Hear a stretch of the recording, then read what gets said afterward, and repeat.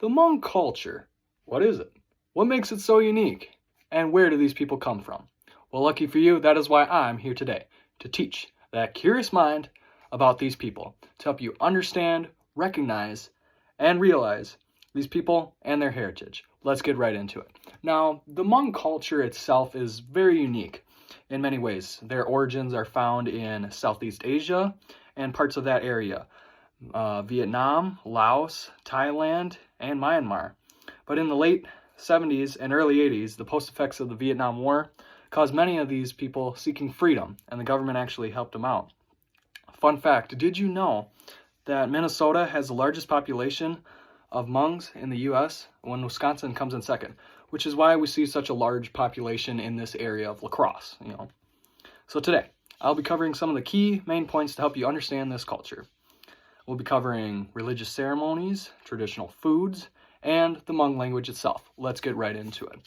Now, the Hmongs don't have a typical area of worship like a temple or a church. What they do come together to celebrate religious events such as weddings, funerals, and even graduations.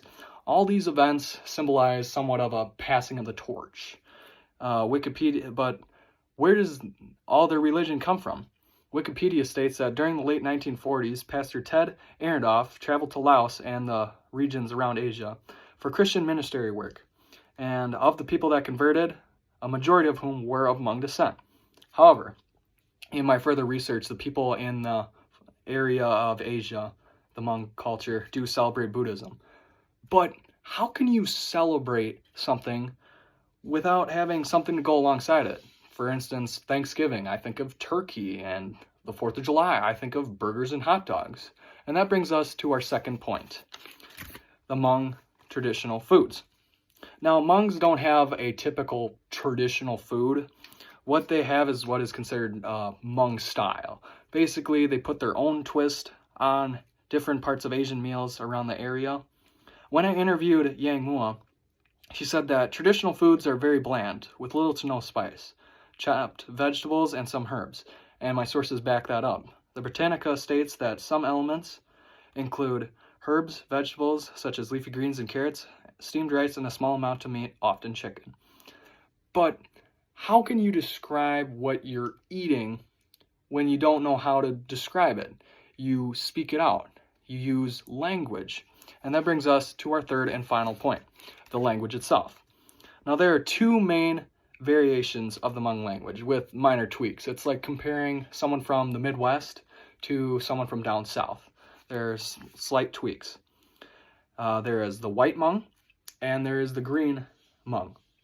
Actually, talking about the language, fun fact, did you know that Hmong is considered to be the newest written language, as new as 1950?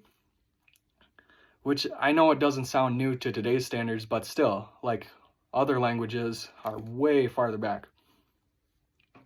And Jean Malton, author, says that there are minor differences in pronunciation and vocabulary. Vocals and nasals and not found in green Hmong. So for an example here, we'll use Yang Mua. Her last name, Mua, spelled M-O-U-A, is white Hmong. That is the traditional Hmong we hear in the States. While Muas, M-U-A-S, is the green Hmong, which is the traditional Hmong found in the Asian parts of the world. So as you see, in conclusion, Hmong culture is unique in many different ways and is still alive and well today. But as in today's culture, we see less connection. These traditions are being forgotten and or diluted, and that is why I think it is still important to not only recognize, but understand and respect their culture and their values. Things like religion, things like their traditional foods, and especially, and of course, their language. That is all I have time for today. Thank you for your time.